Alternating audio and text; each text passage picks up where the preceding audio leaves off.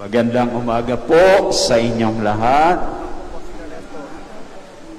Ito po ay totoong nangyari sa isang mahirap na magsasaka. Minsan agad niyang tinigil ang kanyang trabaho nang may narinig siyang patuloy na sumisigaw. So, tumakbo siya sa pinanggagalingan nito at natagpuan niya ang isang maliit na batang nahulog sa hukay. Kaya patuloy na sumisigaw dahil sa takot. So, ginawa ng mahirap na magsasaka ang lahat ng kanyang magawa para mailabas sa hukay ang bata na hindi nasaktan. Kinabukasan, isang marangyang karwahe, dahil nung panahong yun wala pang kotse. So marangyang karwahe ang dumating sa bahay ng mahirap na magsasaka. At bumaba sa marangyang karwahe ang isang mayamang lalaki at sinabi sa mahirap na magsasaka na siya ang ama ng kanyang sinagip na batang nahulog sa hukay. So, malugod na tinanggap ng mahirap na magsasaka ang bisita. At yung bisitang mayamang lalaki ay nagpasalamat sa mahirap na magsasaka sa pagligtas sa kanyang anak. Ngayon, binigyan ng malaking halaga ng mayamang lalaki ang mahirap na magsasaka. Subalit tinanggihan niya ang maraming pera na ibinibigay sa kanya. At sa sandaling ito, mayroong lumabas sa kubo kung saan nakatira ang mahirap na magsasaka, isang maliit na bata na simple lang ang damit. Kaya sinabi sa kanya tinanong sa kanya ng mayamang lalaki, ang bata bang ito ay anak mo? So buong pagmamalaking sinabi ng magsasaka, oho, anak ko siya. At dito, nung malaman niya anak pala niya yon, ang mayamang lalaki ay nag-alok ng suporta para sa pag-aaral ng anak ng mahirap na magsasaka. At sabi niya dun sa magsasaka, ibibigay ko ang parehong antas ng edukasyon sa anak mo gaya ng aking ibinibigay sa aking anak. Kaya dito sumang-ayon na ang mahirap na magsasaka sa alok ng mayamang lalaki. Kaya pinaaral ang kanyang anak sa pinakamahusay na mga eskwelahan hanggang ito ay nakatapos sa St. Mary's Hospital Medical School. O ngayon, alam na ninyo kung naging ano ang batang yon. Naging ano siya? Alin? Doktor. Very good. At hindi lang doktor, naging scientist. Scientifico. At siya ang nakadiscover ng importanteng antibiotic na penicillin. Narinig niyong penicillin? O, siya. Kamakin niya. Tinulungan mo, hindi mo pala akalain, no? Ay kung hindi niya tinulungan niyo. At dumaan ang mga taon, yung mayamang lalaki na pinaaral yung bata nung anak ng magsasaka ay nagkasakit ng malubha sa baga. At alam ninyo kung sino ang nagpagaling sa kanya? Siyempre yung doktor na pinaaral niya. At alam ninyo kung sino yung mayamang lalaki. Siya ay si Lord Randolph Churchill. At ang anak niya ay si Winston Churchill.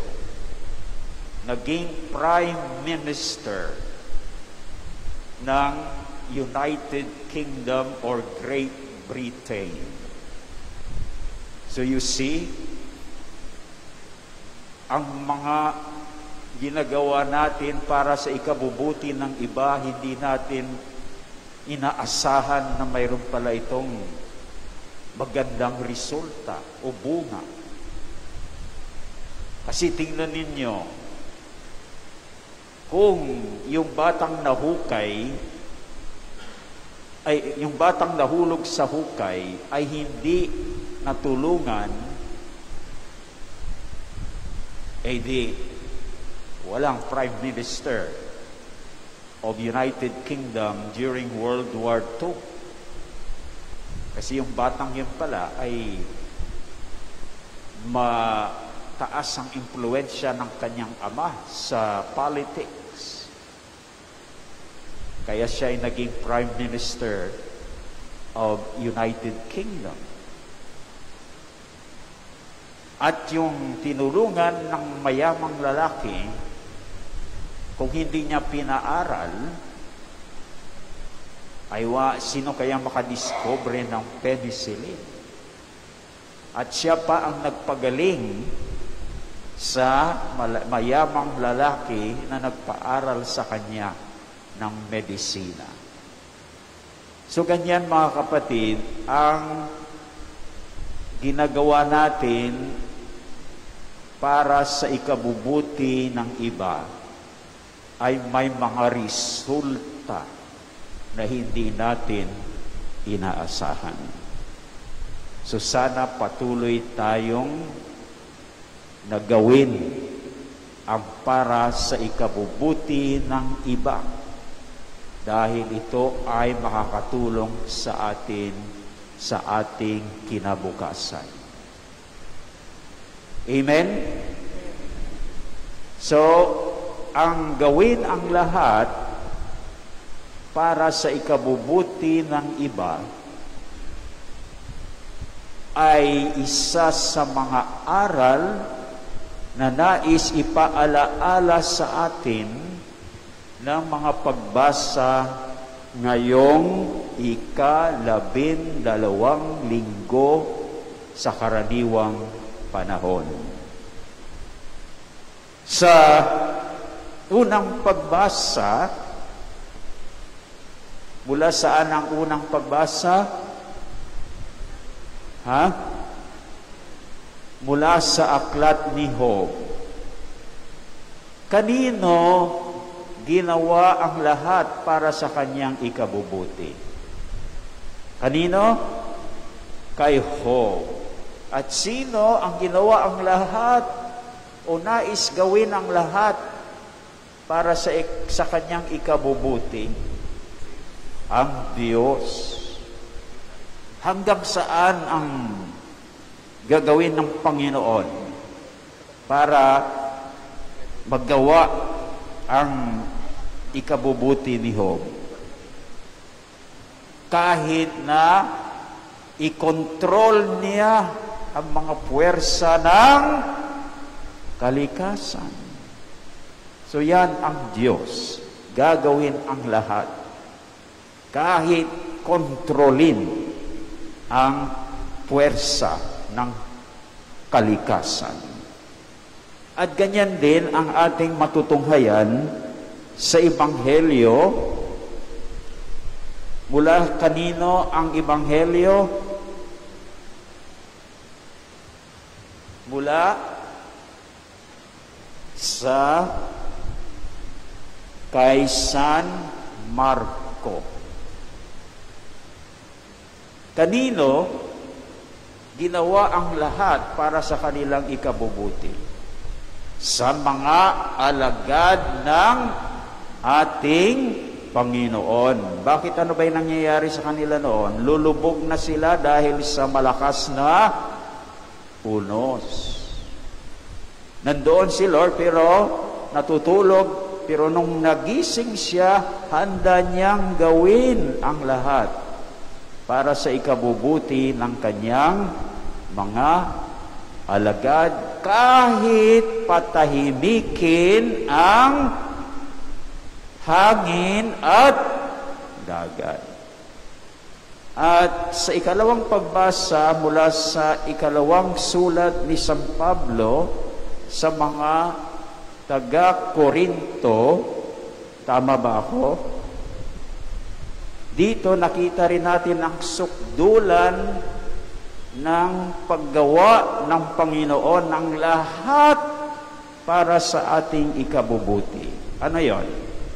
Nahanda niyang para sa ating ikabubuti, handa niyang ipadala ang kanyang anak kahit siya'y mamatay para sa ating lahat, para tayo ay magiging bagong nilikha. Kaya mga kapatid, yan ang hamon din sa atin. Kung ang ating Diyos ay ginagawa ang lahat para sa ikabubuti ng iba, gawin din natin ang lahat para sa ikabubuti ng iba. Amen po ba yun? Dahil nakita naman ninyo kung tayo ay ginagawa natin ang lahat para sa ikabubuti ng iba, yan din ay babalik sa atin. Di ba? Sila rin ay makakatulong sa atin. Gaya nung nagkaroon tayo ng penicillin dahil tinulungan yung isang bata na mag-aral ng medisina.